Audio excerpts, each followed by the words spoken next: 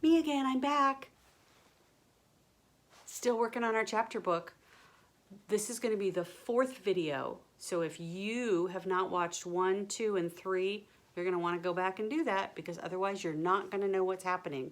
We are starting this video at chapter 10, and it is called Extenuating Circumstances Part 2 from The Best of Iggy. Chapter 10. Actually, there are 0 extenuating circumstances in that bad thing.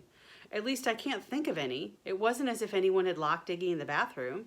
It wasn't as if Maribel and Haley were giving Iggy a hard time or bossing him. No, the truth is Iggy was bored and lonely, so he went into the bathroom, and while he was there, he lost his mind. However, I would like to point out that he didn't do anything terrible. Anything amazingly terrible, that is. It was not so good that Maribel cried, but she only cried for a minute or 2.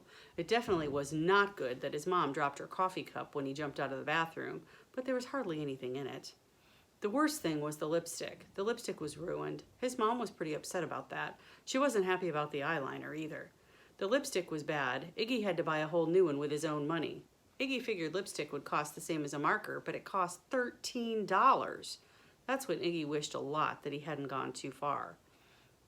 But was this terrible? Really terrible? I don't think so. Here are 2 reasons why.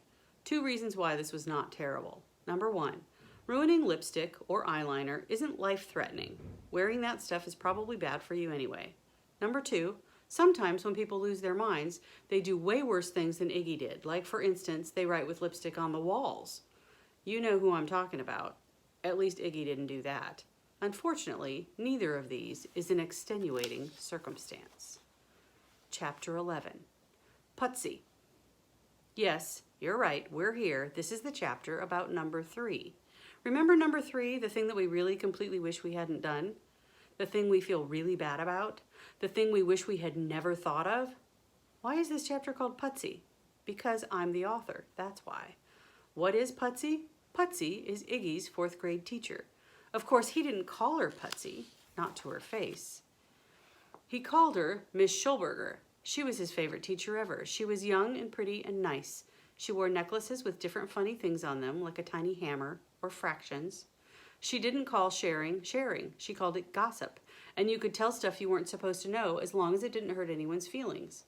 Instead of 1 class pet, her class had 3, 4 if you counted the crickets. For global studies, she spun the globe, and wherever your finger stopped, that was where you were going to live when you grew up. So you had to learn 3 words in its language, and she didn't get mad if 2 of them were bathroom or quick. Miss Schulberger never got mad. All of Iggy's other teachers had gotten mad. His 2nd grade teacher, Ms. Dixon, had been mad most of the year. She had sent Iggy to the principal so many times that the principal got mad too. "Not again, Iggy," she'd yelled. Even the school secretary got mad. "I'm tired of seeing your face, Iggy Frangie," she'd said. That hurt Iggy's feelings. Miss Schulberger never hurt his feelings. Every morning she said, "Iggy!" like she was happy to see him. When he painted his buttons during art, she didn't get mad. She said they looked nice. The closest she ever got to being mad was when he licked the fish. And even then she said, "If you're hungry, tell me, and I'll give you a snack." Iggy loved Miss Schulberger. He never would have said it loud, but if he did out loud, he'd say, "She's pretty nice." If he was with Arch or Owen or Skylar, he said, "Pudsey's a nutsy." As long as she didn't hear, it wasn't bad. Miss Schulberger was called Pudsey because of her car. She had the tiniest car in the world, a putt-putt car. It looked like an oven with tires. It was so tiny that one time he and Arch and Owen almost picked it up. They couldn't quite, but almost. If Skylar had been there, they would have. Secretly, Iggy was glad Skylar wasn't there. Skylar was mean. He might have helped them pick it up, but he also would have made them do something else to it, like drop it on its side. Iggy didn't want to do that to Miss Schulberger or her tiny putt-putt car. But one Monday, can we take a break here? Thank you. We're not really going to take a break, but here's a picture of her putt-putt car. Isn't that so cute? It looks like a toy next to the other ones. Chapter 12, Clouds. A whole chapter about clouds? Okay. Look, chapter 12, Clouds. That's it. There's nothing else to the chapter. When you turn the page, you're on chapter 13. Here's a little diagram of a classroom. It's called The New Old Desks. Okay, let's do it. One Monday, the fourth graders came in to find Miss Schulberger's classroom had changed. Over the weekend, their two kid tables had been replaced with separate desks for each kid. And these weren't just any desks. These were special big kid desks with the chair part connected to the table part and a lift up top so you could put your stuff inside and keep it secret. The new desks were arranged around the classroom in two U-shaped rows. Miss Schulberger explained that their tables had been needed at another school. Their new desks, she said, were actually very old. They would be getting brand new ones very soon, but in the meantime, they would have to make do with these old desks. Sorry about that, kids, said Miss Schulberger. Iggy and Arch exchanged looks. What was she talking about? These desks were fantastic. They were the best desks Iggy had ever seen. Miss Schulberger read them the schedule, and they began the regular Monday morning things, including weekend reports by Sarah and Arden. Girls' weekends were so boring. Iggy wondered how they could stand it. He couldn't even stand hearing about it. He lifted up his lift-up top.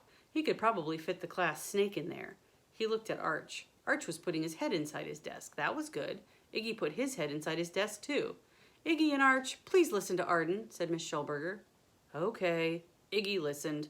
Arden was going to be a flower girl at her cousin's wedding. Molly had been a flower girl a few months ago. Aren't you too old to be a flower girl? Yelled Iggy. Aren't you supposed to be like 3? Iggy, do I need to move your name? Asked Miss Schulberger. Iggy was surprised. Moving his name meant taking his name tag off yellow, where everyone was at the beginning of the day, and putting it down to orange, or even red. It meant he had done something bad. But what? Was it the yelling? Sorry, he yelled. Miss Schulberger sighed. Okay, if she didn't want him to talk, he wouldn't. Arden's dress had ribbons on it. Big whoop. He looked over at Arch and rolled his eyes. Arch rolled his eyes back. Iggy slumped quietly in his chair and grabbed his throat. Arch hung his tongue out of his mouth. Iggy went stiff like he'd been electrocuted. Arch pretended to fall out of his chair. Then he almost fell out of his chair for real. But Iggy didn't notice that last bit because he had just noticed something else. When Iggy went stiff and pushed his back against his desk chair with all his weight, the front of the desk rose off the floor. Huh. Interesting. What would happen if... Iggy put his arms under the desk. Okay, good. He could reach. He cradled the bottom of the desk in his arms, kind of like he was holding a baby. Then slowly he leaned back. The desk lifted up so that the only thing touching the floor was the chair leg part, and of course, his feet. He walked forward, driving the desk. Arch burst out laughing, and Miss Schulberger looked up. Iggy, she snapped. Miss Schulberger, who never snapped. Come and sit in front where I can see you right now. You too, Arch. I can't believe it's only 9:12 and I'm moving your names to orange. Honestly. Iggy blushed. He had to sit in the front, like Skylar? Skylar had to sit in the front because he'd cut off part of Aunt Anaya's dress. That was really bad. Iggy hadn't done anything like that. How unfair. He and Arch exchanged looks. He could see that Arch thought it was unfair too. Skylar laughed.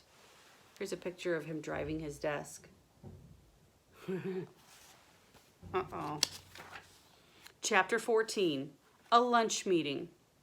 Diego was Iggy's best friend. After kindergarten, the school had made a rule that Iggy and Diego could never be in the same class again. The school couldn't stop them from hanging out together at lunch, though. At lunch, Iggy told Diego all about the new old desks, particularly about the way you could drive them if you wanted to. Diego said that was hecka cool and wished he had them in his classroom. Arch was sitting nearby, so was Skylar. So was Owen, who was also in Iggy's class. Iggy and Arch and Owen and Diego and sort of Skylar were famous. They were not famous for being good, or for being helpful and polite, or for playing the cello, or reading, or painting watercolors. To be honest, they were famous for getting in trouble. They look fairly proud of the fact, too, don't they? It's not a very good thing to be famous for. Of course, they were famous for other things, too. Arch was famous for an unbelievably terrible thing that had once happened to him when he went camping. I can't tell you what it was. Owen was famous for drawing. Iggy was famous for being a fast runner and really good at soccer, and for almost falling into a baboon pit.